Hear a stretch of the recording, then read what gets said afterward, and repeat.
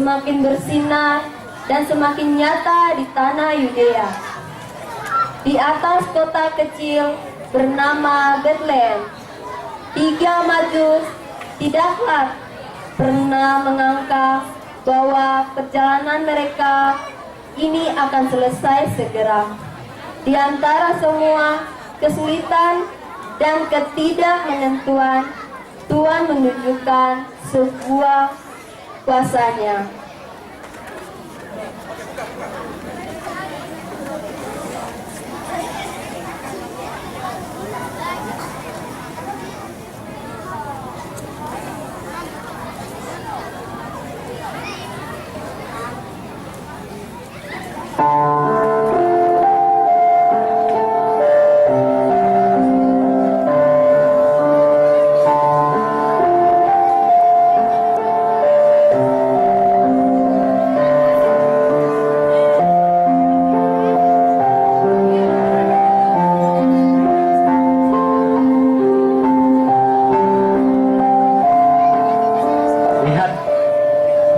Berhenti dan seperti bernong pada rumah.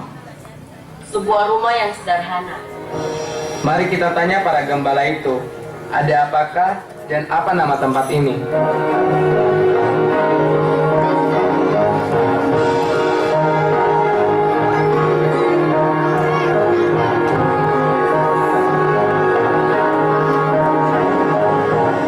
Bapak-bapak, maafkan kami bila mengganggu. Kenapa muka kalian begitu gembira? Sebuah keluarga, ibunya baru melahirkan seorang putra. Kami baru dari sana. Pak, apakah kalian mengikuti bintang indah ini juga? Tidak, bukan. Seorang malaikat memberitahu kami di atas bukit dan kami bergegas kemari. Malaikat? Iya, seorang malaikat. Pak, apa nama daerah ini? Betlehem, tuan-tuan. Siapakah keluarga itu, Pak? Dan siapakah putranya itu? Mesias, Tuan. Ini Mesias. Ayo teman-teman, kita masuk bertemu dengan mereka. Sabar, Melkior. Bila ini Mesias, berarti yang lahir itu adalah putra raja di atas raja, penyelamat dan pembawa perubahan yang ternubuatkan nabi-nabi besar. Kamu ragu, Baltasar. Kamu ragu karena Tuhan menetapkan tandanya pada sebuah rumah yang sederhana. Bukan rumah, bukan kandang. Ini sebuah kandang kotor dan kecil. Sungguh besar kasih dan kuasa-Nya. Ke tempat kecil dan kotor ini, Tuhan telah membawa kita. Lalu, apakah yang kita dapat lakukan terhadap keluarga itu?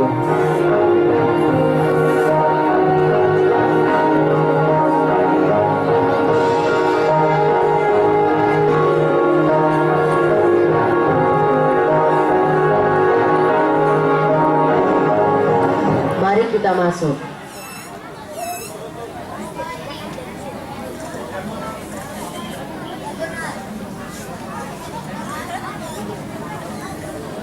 Tiga Majus dari timur menempuh sekian puluh ribu tapak kaki menuju sebuah kandang kecil dan kotor. 3 Majus dari Media datang dari tempat yang tinggi ke bumi yang rendah, di antara rakyat biasa, di antara semua kesederhanaan. 3 Majus orang berilmu menemukan Sang Putra Allah. Bapak, kalian ini siapa? Namaku Yosef dan ini Maria, istriku. Inilah bayi kami yang kami beri nama Yesus. Kami Majus dari timur. Kebetulan lewat di sini dan menemukan. Maafkan sahabat saya, kami Majus dari timur dan kami berjalan menuju kemari mengikuti bintang itu. Ya, Bapak. Dan Ibulah ternyata tujuan kami. Putra Bapak dan Ibulah yang membuat kami berjalan sekian ribu mil. Terimalah sembah kami.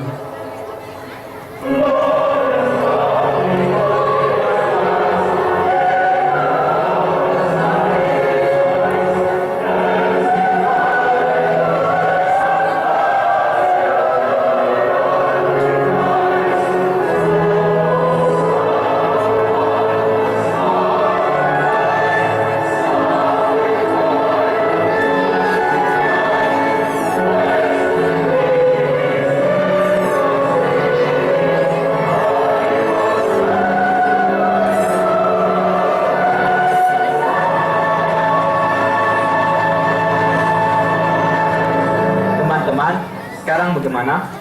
Apa yang hendaknya kita lakukan? Bila bertemu seorang raja, kita harus memberikan persembahan.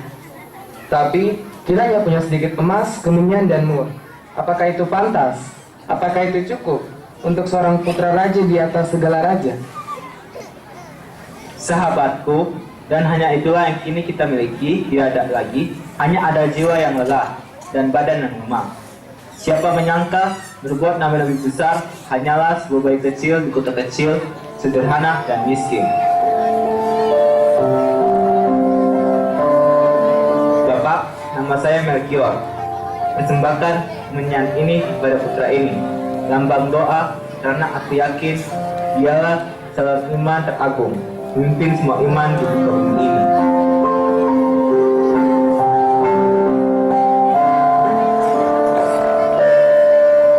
Nama saya Kaspar.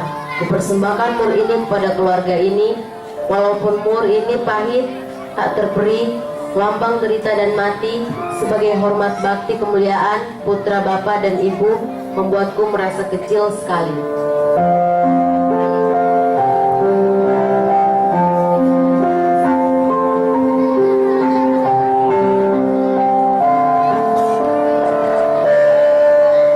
Nama saya Baltazar.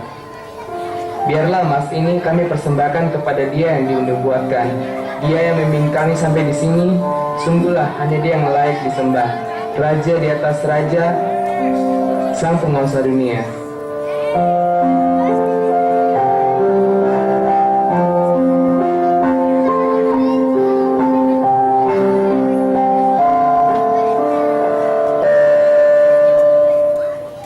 Saya tidak mengerti apa-apa, hanyalah seorang tukang dari Nazaret.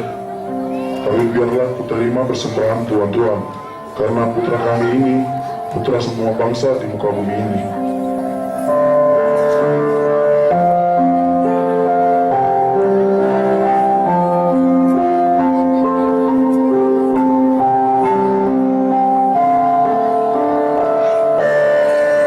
Teman-temanku, tak kusangka berarti juga perjalanan kita, pertualangan kita mengikuti bintang ini. Marilah kita istirahat di sini.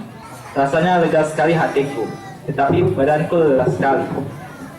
Iya, besok kita barulah kembali ke istana Herodes, agar dia juga dapat memuliakan putra Allah ini. Mungkin sebagai raja, dia bisa lebih membantu daripada kita. Mari teman-teman, kita beristirahat.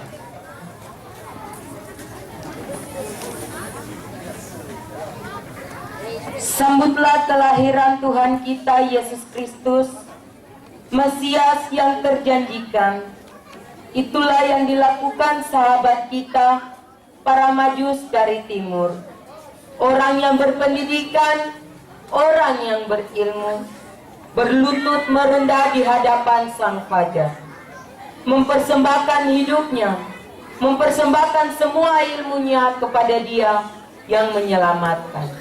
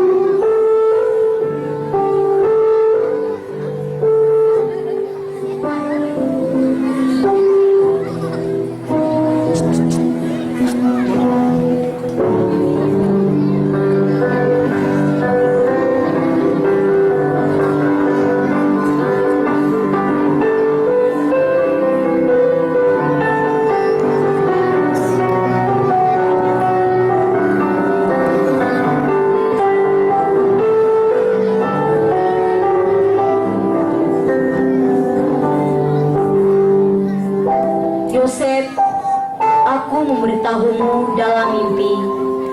Besok pagi, setelah kau siap, janganlah berjalan kembali ke Nazaret, atau menunggu petugas caca jiwa di kotamu. Segeralah selamatkanlah putra dan ibunya. Kalian berjalan ke timur, ke Mesir, selamatkanlah diri kalian, karena iblis marah mulai malam ini.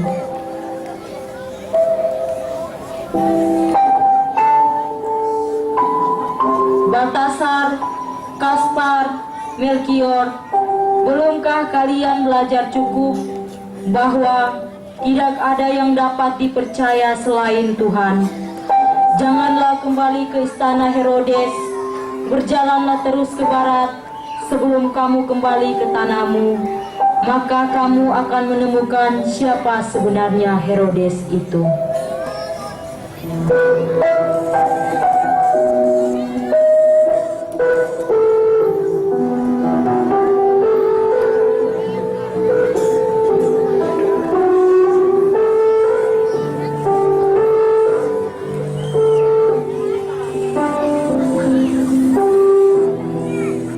Esok paginya, keluarga kudus, Maria, Yosef, dan lainnya Yesus segera memulai perjalanannya, pengungsiannya ke tanah Mesir, seperti yang dikatakan oleh malaikat dalam mimpinya.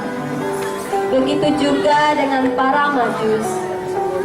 Mereka melanjutkan perjalanannya ke barat, seperti tidak terjadi apa-apa, seperti bahwa bintang itu masih menunjuk mereka ke sebuah tempat, agar sedikitlah kecurigaan para prajurit Herodes.